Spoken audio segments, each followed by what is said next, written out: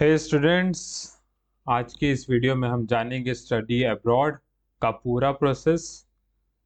कैसे आप अपना कोर्स चूज कर सकते हो, कैसे आप अपना कंट्री चूज कर सकते हो, फिर कैसे आप यूनिवर्सिटीज़ को शॉर्टलिस्ट किया जा सकता है उस कंट्री में, उनके हर एक यूनिवर्सिटीज़ के क्या क्या एग्ज़ाम्स होते हैं, एसओपी कैसे बनाते हैं, एलओआर कैसे बनाते हैं, ट्रांसक्रिप्ट कैसे बनाते हैं, वीज़ा प्रोसेस कैसे होता है हर एक यूनिवर्सिटीज़ का, फाइनेंशियल एड कैसे सिक्योर किया जा सकता है, और वीज़ा लगने के बाद आप जब उस कंट्री में जाओगे तो क्या क्या प्रिपरेशन है जो कि आपको ध्यान रखना चाहिए अपने दिमाग में, उसके ऊपर हम बात करेंगे। इस प्रोसेस को मैं 3 पार्ट में डिवाइड किया हूँ। आज के पार्ट में हम डिस्कस करेंगे कैसे आपको अपना कोर्स चूज़ करना चाहिए, कैसे आपको अपना कंट्री चूज़ करना चाहिए, क्या क्या चीज़ें जो आपको अपने दिमाग में रखना चाहिए कोर्स और कंट्री चूज़ करते टाइम, फिर यूनिवर्सिटीज़ को कैसे शॉर्टलिस्ट किया जा सकता है, और साथ ही साथ देखिए कि उनके हर एक के एग्ज़ाम्स कैसे होते हैं। मैं को एज़ अ करीबन 1 साल हो चुका है as a international master student in Italy, तो मैं काफ़ी सारी चीज़ें अपने साथ शेयर कर सकता हूँ। So let's start the video, but first let's make the coffee.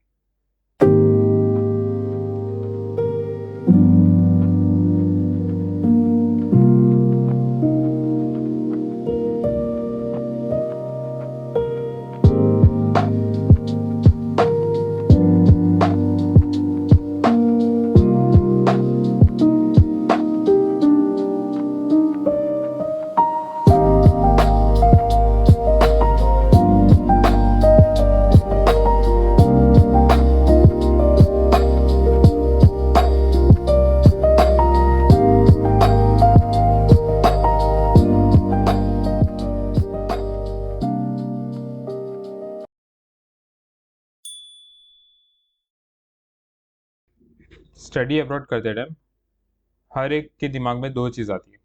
पहला कि कौन सा कोर्स करना है, दूसरा कौन से कंट्री से करना है।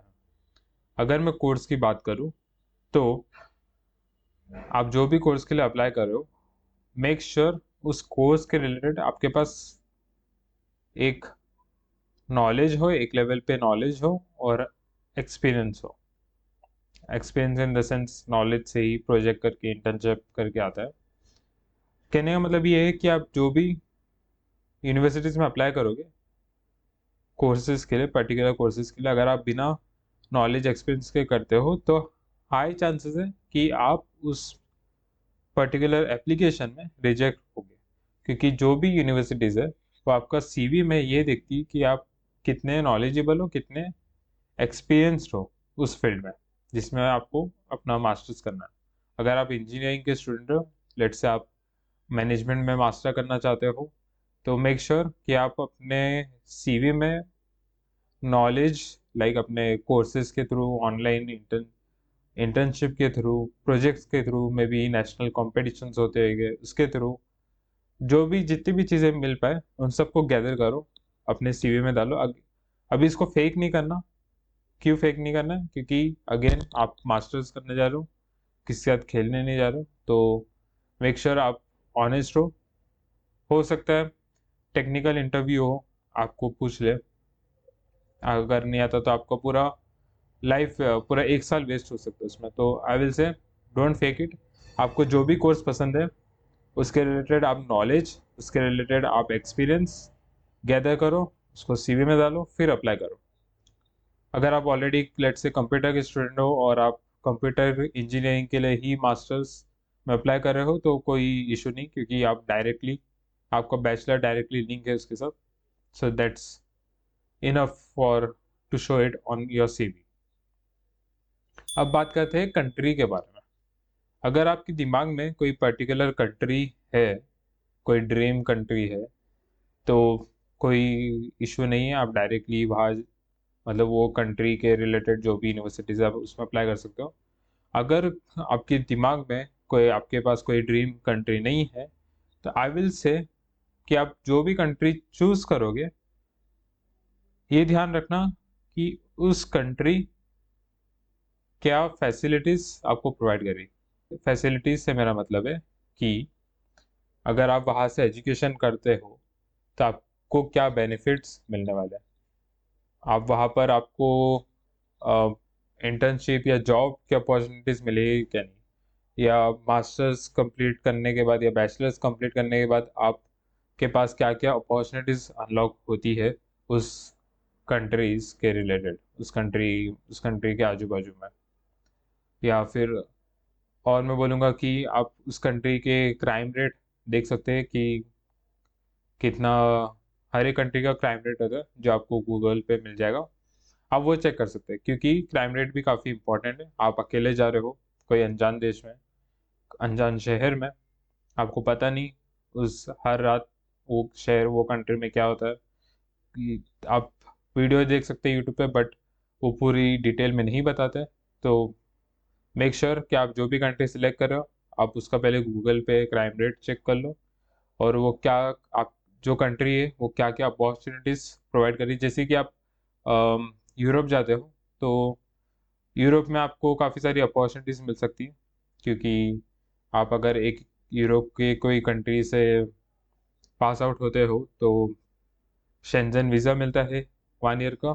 आप उससे, या वर्क परमिट मिलता है सर्च सर्च के लिए, आप उससे दूसरे यूरोप कंट्रीज़ में ढूंढने जा सकते हो। और यूरोप भी, मैं पर्टिकुलर एग्जांपल दे रहा हूँ, यूरोप भी काफ़ी एजुकेशन सिस्टम में अच्छा है। तो आप मेक श्योर करो कि जो भी कंट्री चूज़ कर रहा उसको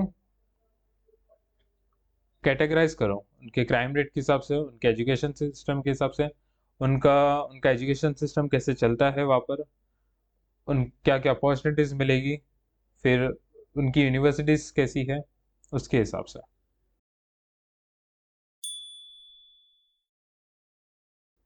अब ये दो सिलेक्ट करने के बाद हर एक कंट्री का कुछ वेबसाइट होते हैं जिसके मदद से आप वो कंट्री के यूनिवर्सिटीज़ देख सकते हैं। अगर मैं इटली की बात करूँ तो there is a website called universeitaly.it। फिर जर्मनी की बात करूँ तो डैड DAAD करके वेबसाइट है जहाँ पे आप यूनिवर्सिटीज़ को देख सकते हैं। या फिर आप गूगल पे जाके वो यूनिवर्सिटीज़ को शॉर्टलिस्ट कर सकते हैं अपने कोर्स के हिसाब से। क्योंकि ये दो चीज़ डिसाइड करना, कोर्स और कंट्री, काफ़ी हेल्पफुल होता है जब आप यूनिवर्सिटी सेलेक्ट करते हो। आपको पता होता है कि आपको कौन सा यूनिवर्सिटीज़ आप अप्लाई कर सकते हो। और हर एक यूनिवर्सिटीज़ को आपको देखना है अच्छे से उनकी वेबसाइट पे कि हर एक यूनिवर्सिटीज़ हर एक कंट्री के कुछ पर्टिकुलर एग्ज़ाम्स होते हैं। जैसे कोई यूनिवर्सिटीज़ आप मैंडेटरी रखती है आइल्स को, कोई ऑप्शनल रखती है आइल्स को, या कोई मैंडेटरी रखता है टोएफल को, या किसी को जीआरई चाहिए होता है, किसी को जीमैट चाहिए होता है। किसी कोई यूनिवर्सिटीज़ का अपना एक पर्टिकुलर एग्ज़ाम्स होते हैं जो आपको क्लियर करने होते हैं। कोई यूनिवर्सिटीज़ आपसे शायद हो सकता है जो लैंग्वेज मांग रही, जैसे जर्मनी। तो आपको अगेन गूगल पे जाके सब चीज़ देखनी है, कौन सी कौन सी यूनिवर्सिटीज़ आपके लिए बेटर है, कौन से क्या क्या उनकी रिक्वायरमेंट है, क्या क्या नहीं है। और मैं बोलूँगा कि ये सबको बेटर मैनेज करने के लिए आप एक एक्सेल शीट बनाएं।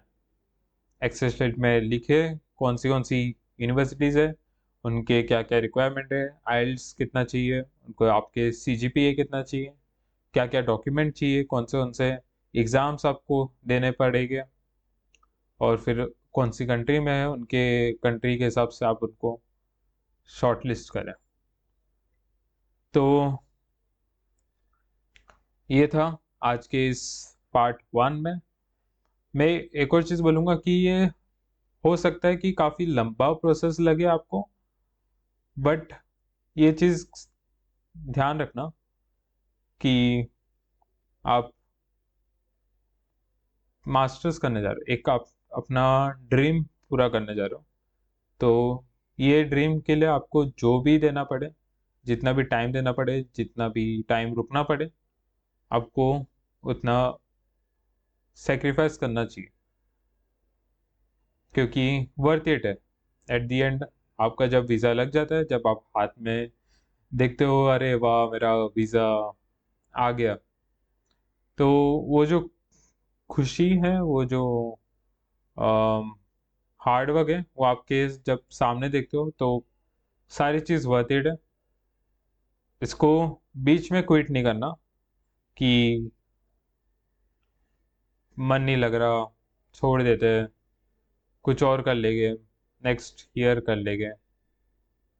अगर आप गए हो, कुछ डिसाइड किए हो, तो उसको पूरा करो, चाहे जो भी लगे, चाहे जो भी आपको देना पड़े दो, बट एट द एंड पहुँचो और उस चीज़ का मज़ा लो।